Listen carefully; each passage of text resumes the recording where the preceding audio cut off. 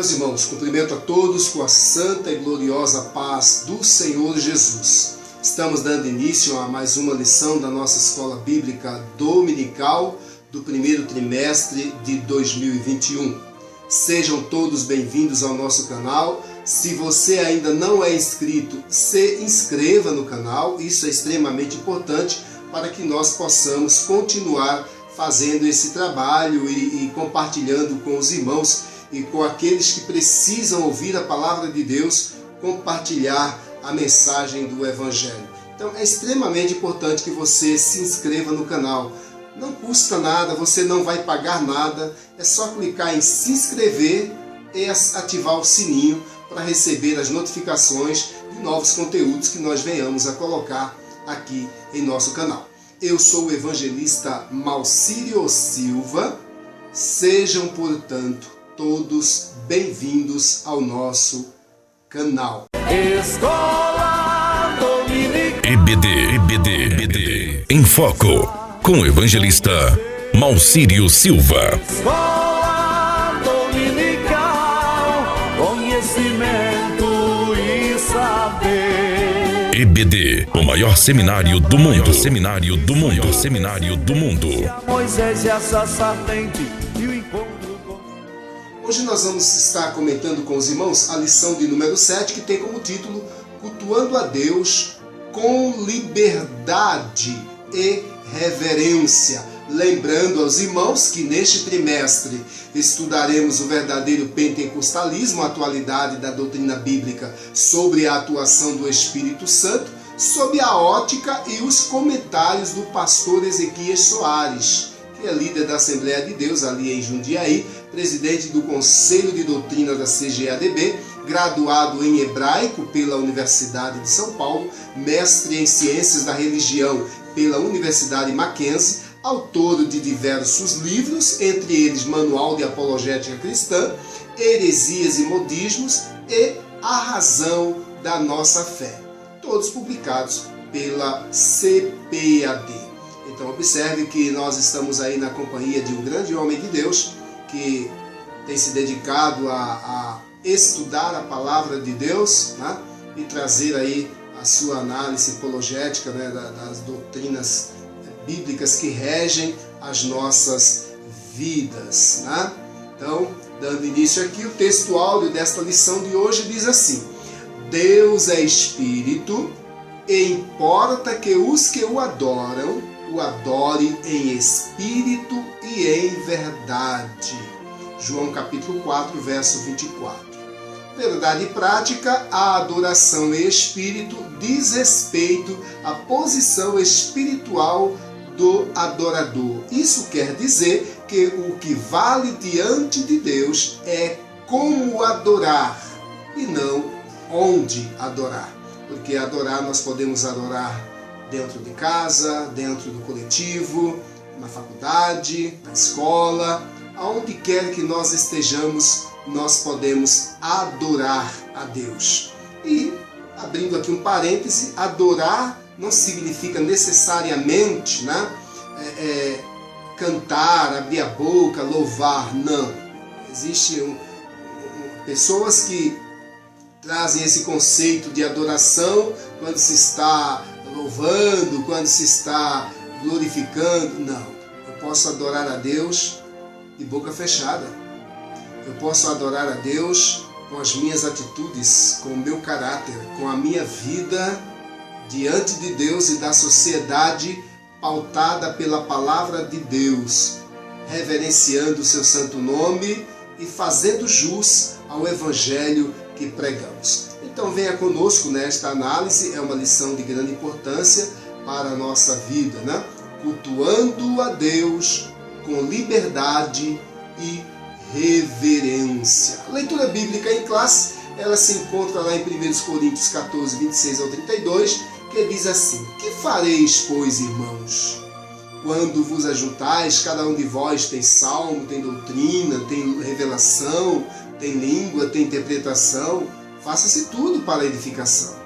E se alguém falar língua estranha, faça-se isso por 2 ou, quando muito, 3, e por sua vez, e haja intérprete.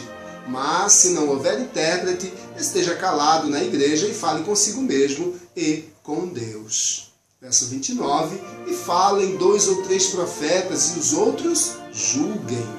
Verso 30, mas se há outro que estiver aceitado for revelado alguma coisa, cale-se o primeiro. Verso 31, porque todos podereis profetizar uns depois dos outros, para que todos aprendam e todos sejam consolados. Verso 32 e último, e os espíritos dos profetas estão sujeitos aos profetas. É óbvio que nessa leitura nós vemos Paulo falando aqui da organização e da liturgia no uso dos dons espirituais. Quando não há essa liturgia, quando não há esta organização e reverência, nós entendemos claramente que não há adoração, não há culto. O que há é confusão, né? E Deus não é em nada glorificado nessas coisas. É para isso que Paulo chama a atenção daqueles irmãos ali de Corinto, ok? Então, é uma lição assim muito importante e que nós devemos estar atentos, né, a esta lição. A nossa leitura bíblica semanal, ela estaria lá em Levítico capítulo 10, versos 1 e 2, né? Ali quando esse texto vai tratar daquele momento em que Nadab e Abiú vai oferecer sacrifício, né? Os filhos de Arão, Nadab e Abiú, tomaram cada um seu incensário e puseram neles fogo e colocaram incenso sobre ele e ofereceram fogo estranho perante o Senhor, o que não lhes era ordenado. Então saiu fogo de diante do Senhor e os consumiu e morreram. Né? Morreram perante o Senhor. Um fogo estranho nesse contexto nada mais é do que fazer aquilo de que Deus não ordenou fazer, não ordenara fazer. Foi o caso desses 2 moços, né? Foram fulminados na presença de Deus. Ainda 1 Samuel capítulo 15, verso 22, tá?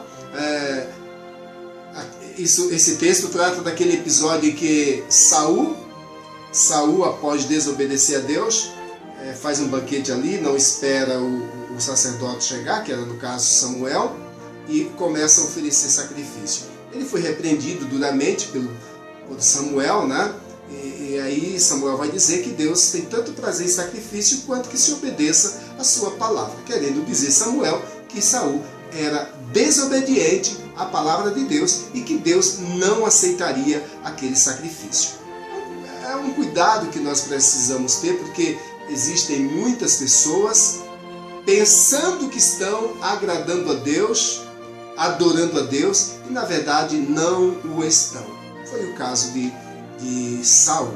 O maior sacrifício para com Deus, né, para Deus, consiste na obediência à sua palavra.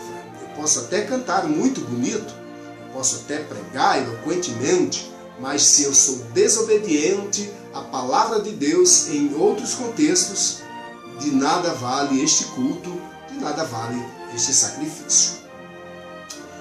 Eclesiastes 5:1, guarda o teu pé quando entrares na casa de Deus, porque chegar-se para ouvir é melhor do que oferecer sacrifícios de tolos, pois não sabem que fazem mal. A palavra de ordem, nesse caso, é reverência quando você adentra a casa de Deus.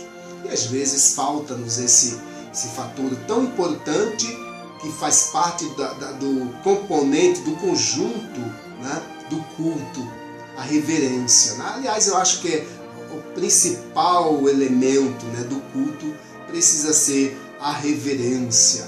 E nós vemos tanta falta desta em nosso meio. Né? É um que conversa, é outro que trata de negócios, é outro que oferece negócios para o outro durante o culto. Aquele momento é sagrado, aquele momento é de oferecer sacrifícios a Deus.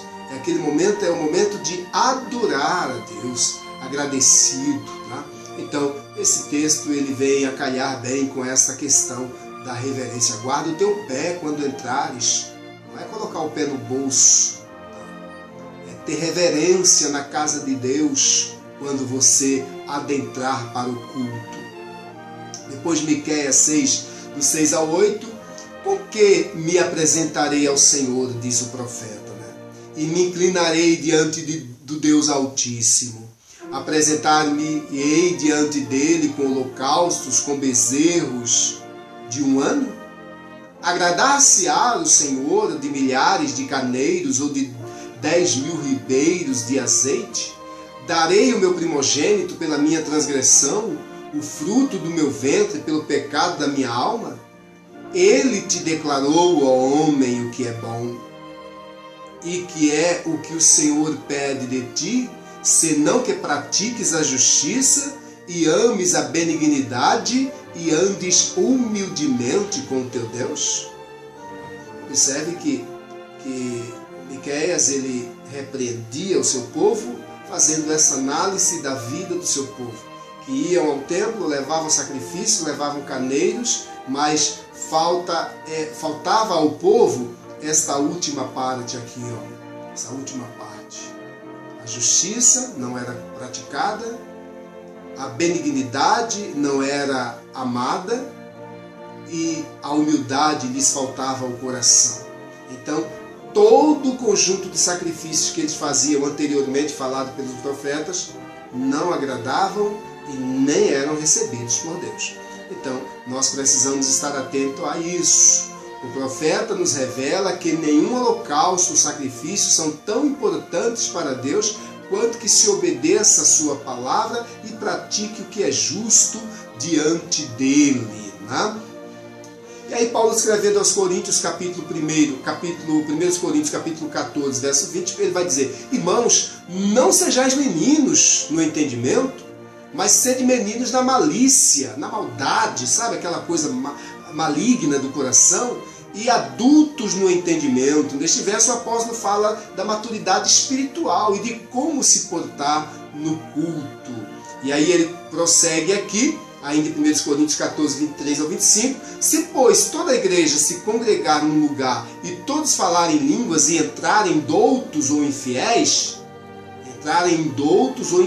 pessoas que não têm o domínio nem o conhecimento desses dons, ou infiéis, não dirão porventura que estáis loucos? Por quê?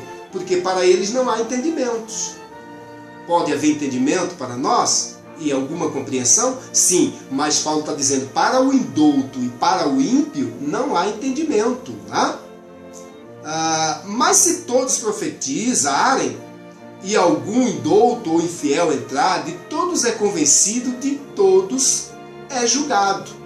E portanto os segredos do seu coração ficam manifestos, e assim, lançando-se sobre o seu rosto, adorará a Deus, publicando que Deus está verdadeiramente entre vós. Então, repetindo aqui este último verso, o verso 25, e portanto os segredos do seu coração ficam manifestos, e assim, lançando-se sobre o seu rosto, adorará a Deus, publicando que Deus está verdadeiramente entre vós. Para ter um melhor entendimento, a gente volta um pouquinho no verso 24, que ele diz assim, ó: mas se todos profetizarem e algum indouto ou infiel entrar, de todos é convencido, de todos é julgado. Então, o que aproveita, pois, o ímpio que entrar numa reunião, né, será edificado ou revelado porventura as intenções do seu coração? Isso vai promover uma mudança de vida no seu comportamento, nas suas atitudes? É isso que Paulo está falando, né? Que esse falar em línguas, essa desordenança no culto, não vai edificar em nada aqueles que nenhum conhecimento têm de Deus, nem da sua palavra. Então, é importante que nós analisemos isso, né? Observemos esses fatos, para melhor servirmos a Deus e fazermos a sua vontade. O objetivo geral dessa lição: conscientizar que no culto pentecostal há liberdade, mas também há reverência. Objetivos específicos. No tópico 1, conceituar o culto pentecostal. Tópico 2, apresentar o centro do culto pentecostal. E tópico 3, explicar como se expressa a liturgia de nossa igreja. E nesse contexto nós estamos falando diretamente da nossa igreja, da nossa denominação. Comentário e introdução diz assim: o Novo Testamento não apresenta um manual de liturgia e nem estabelece regras de culto, mas temos pelo menos uma comunidade cristã do período apostólico que pode dar indicações sobre como devemos organizar o culto. A Igreja de Cristo de Corinto, descrita no capítulo 14 de 1 Coríntios, com base nesse exemplo, vamos estudar como deve ser o culto e os elementos para que ele seja aceitável a Deus. Ponto central desta lição: a liberdade e reverência no culto pentecostal. Ou deve haver, liberdade, mas também reverência no culto pentecostal. Tópico 1, o culto pentecostal, liberdade e reverência. O cristianismo não tem o objetivo de padronizar o mundo e nem destruir as culturas. Não é esse o papel do cristianismo. Sua mensagem, porém, é universal. No dia do triunfo de Cristo e da Igreja, cada povo ou etnia se apresentará louvando a Deus na sua própria tradição. Isso se reflete na forma de adoração desenvolvida ao longo dos séculos. O que o comentarista quer dizer? O comentarista quer dizer com isso que o papel do cristianismo não é mudar a cultura do outro, porque cada cultura tem seus costumes e as suas tradições. Porém, a mensagem que o cristianismo traz às pessoas é de que é para revelar a estas pessoas o que há dentro delas que as afastam de Deus. E que para este mesmo problema existe uma solução. E a solução é Cristo Jesus. Subtópico 1. A flexibilização cristã. A religião cristã é flexível quanto à forma de adoração e permite várias liturgias. Todos os ramos do cristianismo, incluindo os cristãos nominais, têm sua forma distintiva de culto, desde o cerimonialismo ornamental das igrejas católicas romanas, ortodoxas e algumas protestantes, ao modelo simples dos evangélicos, principalmente os pentecostais.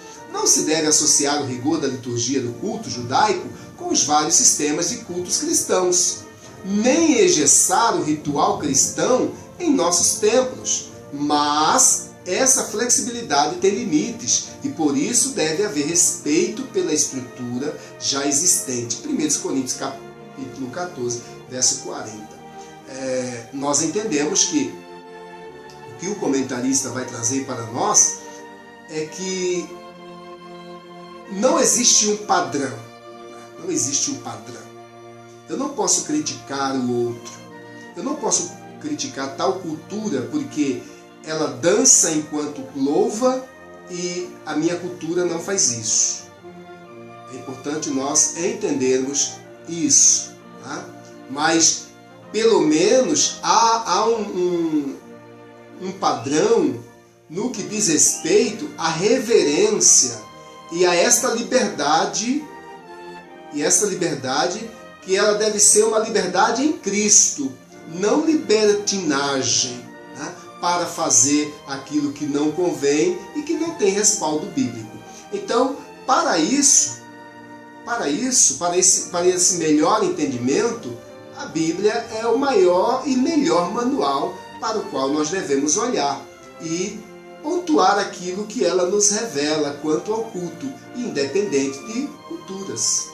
É importante que compreendamos isso. Subtópico 2. O termo culto é sinônimo de adoração. O nosso enfoque é no sentido de adoração. Essa palavra é uma tradução do grego latreia, serviço, adoração, do verbo latreu, servir, prestar culto, adorar, Mateus 4:10. A Septuaginta emprega latreia para traduzir o hebraico avodá, serviço, culto, Êxodo 25 ao 26, depois 13:5. Essa palavra aparece com esse sentido 3 vezes no Novo Testamento, lá em Romanos capítulo 9, verso 4, depois 12, 1 e também Hebreus 9, 1. O que queremos dizer com a expressão culto pentecostal é a nossa liturgia, isto é, a forma como adoramos a Deus. O que está se trazendo nesse contexto é a liturgia do culto pentecostal. Para quê? Para que não haja divergência na ministração do nosso culto. Tá? Uma vez que somos pentecostais, temos uma mesma regra de fé e conduta e, portanto, deveríamos observá-la e colocá-la em prática em nossa vida, na liturgia do nosso culto. Subtópico 3. A reverência no culto. A adoração a Deus é o momento mais sublime na vida humana. Significa essencialmente o reconhecimento, a celebração e a exaltação da majestade divina. Por isso deve ser oferecida com reverência. Então é bom abrirmos um parênteses aqui, porque todas as vezes que nós nos reunimos para o culto, o principal objetivo do culto é ser agradecido. É oferecer a Deus um culto racional, com entendimento, com discernimento, em forma de gratidão. Em primeiro lugar, pela nossa salvação, né? Pela morte expiatória de Cristo na cruz do Calvário, que trouxe salvação a todos os homens. E nós estamos incluídos neste plano. Então, o maior objetivo do nosso culto, seja ela qual for a reunião, né? Seja ela qual for a reunião, culto de ensinamento, culto da família, culto de oração, é sermos agradecidos. Agradecidos. E em qualquer que seja o culto, é necessário que haja reverência. É necessário que haja liberdade, sim, mas reverência acima de tudo. Até mesmo em nossos ensaios. Tá? Se não for exagero falar isso, até mesmo em nossos ensaios. Porque quando nós estamos ensaiando, nós estamos fazendo um preparativo para o culto. Aquilo é uma prévia do culto também. Então, é importante frisar isso. 1 Coríntios capítulo 14, verso 40. Faça-se tudo decentemente e com ordem. Isso que diz Paulo escrevendo aos Coríntios. O apóstolo está se referindo ao culto de adoração. O culto é o diálogo de Deus com o seu povo. É um momento de reverência. Havia acima do púlpito do templo, sede da igreja a de Jundiaí, o versículo: guarda o teu pé quando entrares na casa de Deus. Né? Eclesiastes 5:1. Alguém duvidaria que se o rei Salomão viesse em nossos dias, a mensagem seria: desliga o teu celular quando entrares na casa de Deus, para com as conversações que não diz respeito ao culto, pare de fazer negócios no meio do culto. É importante nós entendermos isso, porque é por este viés que vem se trazer este ensinamento, né, para os nossos dias, mas contextualizado com as nossas igrejas, com os pentecostais. A liberdade e reverência. Culturas são diferentes, nós precisamos compreender isso, né? Quanto nessa questão da liberdade e da reverência, é importante que nós venhamos a entender que culturas são diferentes e, obviamente, elas possuem costumes diferentes. Isso significa que cada cultura possui suas próprias tradições. Isso não pode ser ignorado, né, por nós nem por ninguém. A mensagem do cristianismo, ela é universal. O Salvador é Jesus Cristo, pois o sangue derramado na cruz, no Calvário, é o que nos purifica de todos, né, de todos, pela lavagem da regeneração, no tocante às coisas profanas que afastam-nos da presença de Deus. O que não faz parte da nossa cultura é, no mínimo, estranho ser praticado por nós. Porém, a mensagem que liberta é universal e perfeita, uma vez que reconheçamos ser pecadores necessitados do favor e do perdão de Deus. Resumindo aqui sobre liberdade e reverência, nós vamos observar que culturas são diferentes e, obviamente, elas possuem costumes diferentes. Isso significa que cada cultura possui suas próprias tradições. Isso não pode ser ignorado, isso não pode ser deixado de lado. A mensagem do cristianismo é universal. O Salvador é Jesus Cristo, pois o sangue derramado na cruz do Calvário é o que purifica a todos pela lavagem da regeneração, no tocante às coisas profanas que afastam-nos da presença de Deus. O que não faz parte da nossa cultura é, no mínimo, estranho ser praticado por nós. Porém, a mensagem que liberta é universal e perfeita, uma vez que reconheçamos sermos pecadores necessitados do favor e do perdão de Deus. Tópico 2. O centro do culto pentecostal. Igreja é toda congregação ou assembleia que se reúne em torno do nome de Jesus Cristo como Senhor e Salvador, professando fé nele publicamente e de forma diversificada. Isso é o que tratamos de igreja, né? Aquele conjunto de pessoas, né, em torno, né, do corpo de Cristo, que professam essa fé. Subtópico 1. O centro da nossa adoração. Alguns opositores da obra pentecostal costumam nos acusar de, em nossos cultos, darmos ênfase ao Espírito Santo acima de Jesus. É uma maneira sutil de nos chamar de montanistas. Trata-se de uma interpretação equivocada a nosso respeito. O Senhor Jesus é o centro da nossa adoração e da mensagem pregada pelas Assembleias de Deus. Os crentes se reúnem em nome de Jesus para adoração ao Deus Trino.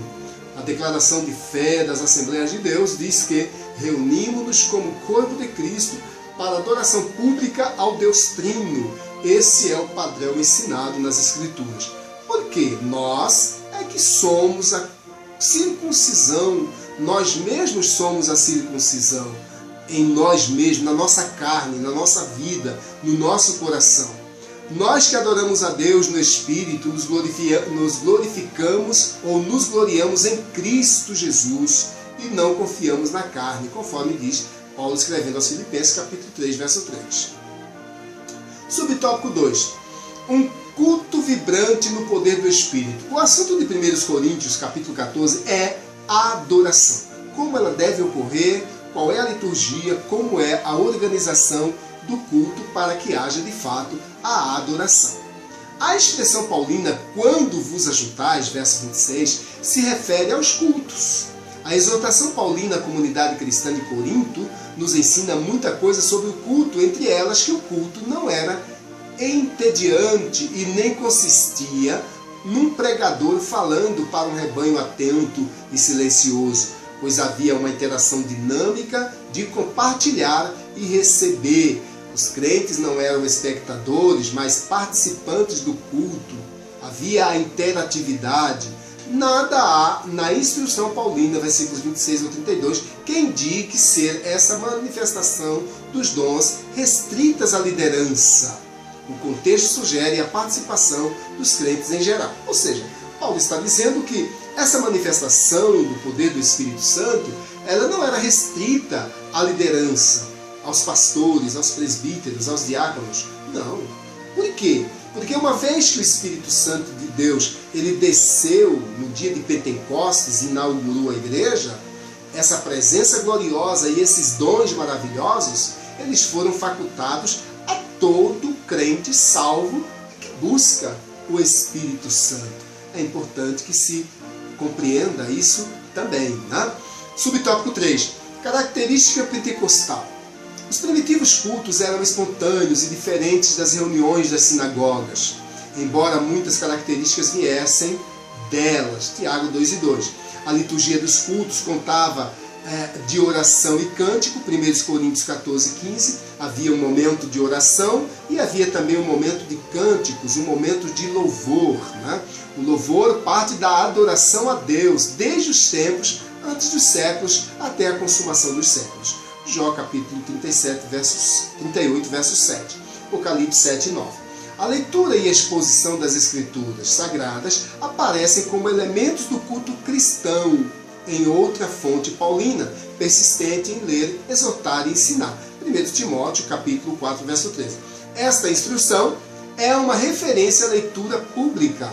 As ofertas são partes da adoração bíblica desde os tempos do Antigo Testamento. Deuteronômio 26 e 10, 1 Coríntios 16, 1 e 2, depois 2 Coríntios 9 e 7. O objetivo delas é levar avante a obra de Deus enquanto a igreja estiver na terra. Então o que Paulo vem dizer é que tanto o louvor quanto a oração, quanto a pregação da palavra, quanto as ofertas e os dízimos, todo esse conjunto faz parte da adoração, do culto a Deus e deve ser praticado por nós, ainda hoje em nossos dias. Tá? Então, desde que haja toda uma liturgia e uma organização para a celebração do culto, até nesses detalhes é preciso que haja reverência. Tá? Reverência no tocante ao momento do louvor, ao momento da palavra, ao momento da contribuição. Tudo isso faz parte da liturgia do culto em nossas igrejas e deve ser observado conforme as orientações que nós recebemos. Tópico 3. Como se expressa a liturgia de nossas igrejas? A reunião de adoração em nossas igrejas são diversificadas. Temos cultos públicos, chamados por muitos cultos da família, de oração, de ensino, da doutrina, escola bíblica dominical, ciclo de oração, além de atividade com crianças, adolescentes e jovens. Primeiro subtópico, nossas reuniões de adoração. A nossa liturgia é simples e permite que quaisquer irmãos e irmãs adorem a Deus com liberdade. A nenhum deles é negado púlpito, todos têm a oportunidade de falar à igreja.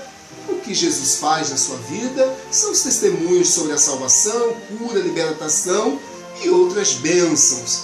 A maioria baseada na fé, nos relatos bíblicos, e são os milagres registrados na Bíblia que inspiram e levam os irmãos a receberem tais bênçãos, acreditando que o Deus que operara e que fizera no passado, Ele é o mesmo Deus que continua operando e fazendo sinais e prodígios e maravilhas no presente. Nisto cremos, isto praticamos e isto buscamos. Mateus 16, 15 ao 20. Foi dessa maneira que crescemos e nos tornamos a maior denominação evangélica do país.